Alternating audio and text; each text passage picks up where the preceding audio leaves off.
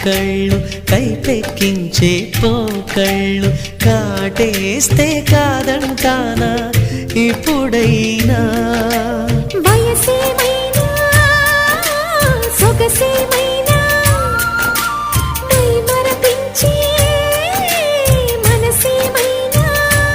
నవ్వు నవరాత్రి నీ కోసం తీసుకువస్తున్నా మైనా ఏమైనావే